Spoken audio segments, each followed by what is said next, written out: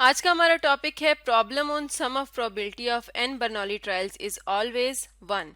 Bernoulli trials ऐसे trials को कहा जाता है जिसकी सिर्फ दो आउटकम्स होती हैं, एक सक्सेस जिसे हम एस से शो करते हैं और एक फेलियर जिसे हम एफ से शो करते हैं। तो आज की वीडियो में हम एन बर्नौली ट्रायल्स की प्रोबेबिलिटी के सम इक्वल टू 1 होने से रिलेटेड प्रॉब्लम्स को डिस्कस करेंगे। पहला प्रॉब्लम है, a national football league kicker knows that he makes 1/4 of his field goal attempts from more than 50 yards। यानी एक फुटबॉल किकर है और उसे मालूम है कि वो अपनी जो 50 यार्ड्स के लिए अटेम्प्ट्स करता है उसमें वो 1/4 में गोल बना लेता है। he also knows that they are independent trials और उसके जो ट्रायल्स हैं सारे वो इंडिपेंडेंट हैं। in a certain game he attempts 5 field goals of more than 50 yards. तो एक अटेम्प्ट में वो 5 फील्ड गोल्स को अटेम्प्ट करता है। What is the probability that he will make at least 2 of the 5 attempts. तो हमने प्रोबेबिलिटी फाइंड आउट करनी है कि उन 5 में से वो एटलीस्ट 2 को गोल कर लेगा। तो अब इस प्रॉब्लम को हम सॉल्व करते हैं इस रिजल्ट की मदद से, जो कि हमें बताता है कि अगर हमारे पास एक बर्नौली प्रोसेस है जिसमें n ट्रायल्स हैं तो तमाम ट्रायल्स की जो प्रोबेबिलिटीज होंगी उनके सम हमेशा 1 के इक्वल आता है। और जो हमारे पास फार्मूला होता है बर्नौली ट्रायल्स की प्रोबेबिलिटी फाइंड आउट करने के लिए वो होता है प्रोबेबिलिटी ऑफ आर सक्सेसेस, यानी आर वो नंबर होगा जिस सक्सेस में हम इंटरेस्टेड होंगे। तो इसके लिए फार्मूला है n c r p power r q power n minus r. यहाँ पर एन शो करता है टोटल नंबर ऑफ ट्रायल्स को, पी शो करता है सक्सेस प्रोबेबिलिटी को और क्यू शो करता है फेलियर की प्रोबेबिलिटी को। तो यहाँ पर हमें बताया गया है कि वो टोटल 5 अटेम्प्ट्स करता है। इसका मतलब है n की वैल्यू क्या है, 5 है। और हम r की वैल्यू किस तरह से फाइंड आउट करेंगे, r हमेशा होता है 0 से n तक और यहाँ पर हमें बताया गया है एटलीस्ट 2 की प्रोबेबिलिटी हमने फाइंड आउट करनी है। तो r को हमने स्टार्ट करना है 2 से, एटलीस्ट 2 है तो 2 से ज़्यादा भी हो सकता है, 3 भी हो सकता है, 4 भी हो सकता है और 5 भी हो सकता है। r मैक्सिमम n तक जा सकता है, n यहाँ पर 5 है। और सक्सेस प्रोबेबिलिटी क्या होगी, यहाँ पर हमें बताया गया है कि उसकी जितनी भी अटेम्प्ट्स होती हैं वो उनका 1/4 जो है वो गोल कर लेता है। इसका मतलब है कि उसकी सक्सेस प्रोबेबिलिटी है 1/4। तो फेलियर प्रोबेबिलिटी क्या हो जाएगी, 1 - 1/4 जो कि इक्वल आ जाएगी 3/4 के।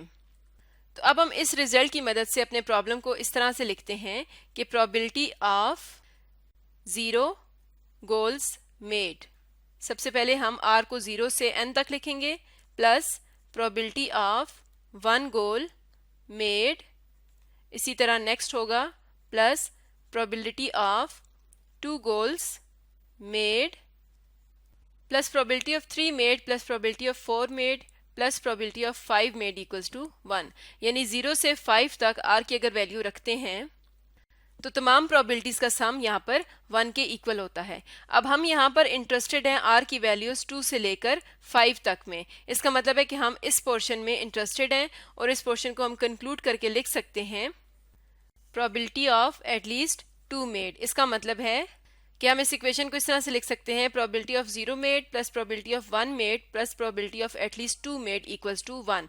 यानी ये 2 से लेकर 5 तक सारा किस में आ गया था, प्रोबेबिलिटी ऑफ एटलीस्ट 2 मेड में। और हम इंटरेस्टेड हैं प्रोबेबिलिटी ऑफ एटलीस्ट 2 मेड में, तो हम प्रोबेबिलिटी ऑफ 0 मेड और प्रोबेबिलिटी ऑफ 1 मेड को इक्वल की दूसरी साइड पर ले जाएंगे। तो probability of at least 2 made equal आ जाएगा 1 minus probability of 0 made minus probability of 1 made.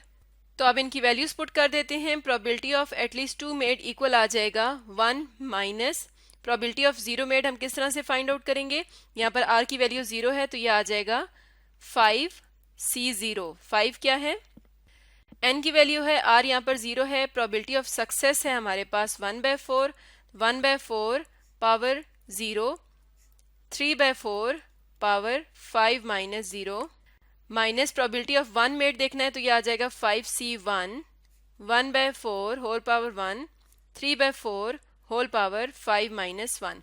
तो इसको अब हम सिंप्लीफाई कर लेते हैं तो ये आ जाएगा 1 माइनस 5c0 हमारे पास आ जाएगा 1, 1/4 की पावर भी 0 है, ये भी 1 हो जाएगा तो हमारे पास रह जाएगा 3/4 होल पावर 5 माइनस 5c1 हमारे पास आता है 5 इंटू 1/4 इंटू 3/4 होल पावर 4।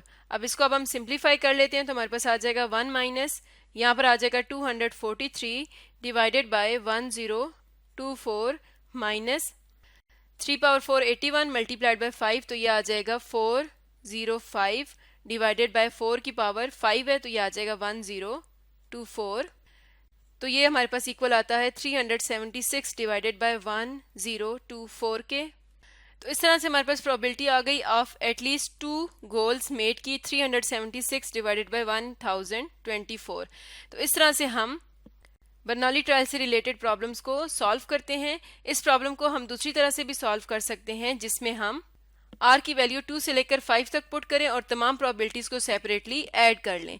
लेकिन जब हम ये वाला मेथड यूज करते हैं इस फॉर्मूला की मदद से हमारे पास जो टाइम है वो सेव हो जाता है और हमारा प्रॉब्लम आसानी से सॉल्व हो जाता है। तो इसमें हमने क्या किया, हमने सिर्फ उन इवेंट्स की प्रोबेबिलिटी को माइनस कर दिया जो कि जिसमें हम इंटरेस्टेड नहीं थे, यानी 0 और 1 की, और हम इंटरेस्टेड थे 2 से लेकर 5 तक, तो हमने 1 में से 0 और 1 को माइनस कर दिया। तो बाकी हमारे पास जो प्रोबेबिलिटी आ गई वो आ गई प्रोबेबिलिटी ऑफ एटलीस्ट 2 मेड की। एक और प्रॉब्लम देखते हैं। अगला प्रॉब्लम है, one day your teacher surprise you with a 22 question multiple choice quiz. यानी अगर एक दिन आपसे आपका टीचर सरप्राइज क्विज लेता है जिसमें 22 क्वेश्चन हो, each question has 4 possible answers and only 1 of which is correct. तो हर क्वेश्चन के 4 पॉसिबल आंसर्स होंगे जिनमें से एक करेक्ट होगा। What is the probability that you will guess at least 1 correctly. तो इस चीज की क्या प्रोबेबिलिटी है कि आप उसमें से एटलीस्ट एक को करेक्टली गेस कर लें। तो इस क्वेश्चन में हमने प्रोबेबिलिटी फाइंड आउट करनी है ऑफ एटलीस्ट 1 करेक्ट, यानी एटलीस्ट एक के करेक्ट होने की हमने प्रोबेबिलिटी फाइंड आउट करनी है। तो हम 1 में से माइनस कर देंगे प्रोबेबिलिटी ऑफ ऑल रॉन्ग की, यानी करेक्ट होना सक्सेस है और रॉन्ग होना फेलियर है। इसका मतलब यह है कि अगर एक करेक्ट होता है 4 में से तो प्रोबेबिलिटी ऑफ सक्सेस यानी स्मॉल p इक्वल आ जाएगा 1/4 के, और q इक्वल आ जाएगा प्रोबेबिलिटी ऑफ फेलियर इक्वल आ जाएगा 3/4 के। तो प्रोबेबिलिटी ऑफ करेक्ट क्या है 1/4 और प्रोबेबिलिटी ऑफ नॉन करेक्ट क्या है 3/4।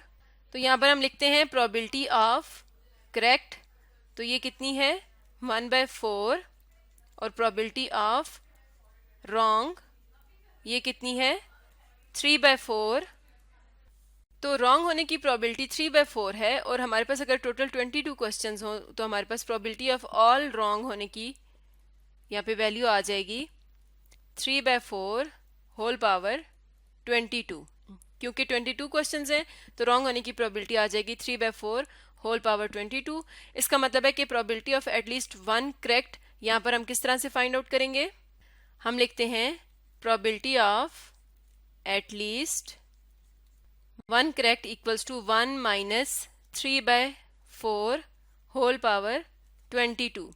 इसे हम सॉल्व कर लेते हैं तो ये इक्वल आता है 0.998। तो ये हमारे पास प्रोबेबिलिटी आ गई ऑफ एटलीस्ट 1 करेक्ट की। इसे हमने किस तरह से फाइंड आउट किया, टोटल प्रोबेबिलिटी 1 होती है, उसमें से हमने रॉन्ग होने की प्रोबेबिलिटी को माइनस कर दिया, तो हमारे पास प्रोबेबिलिटी आ गई एटलीस्ट 1 करेक्ट की। तो आज की वीडियो में हमने sum of probability of n Bernoulli trials is always 1 से रिलेटेड कुछ प्रॉब्लम्स को डिस्कस किया।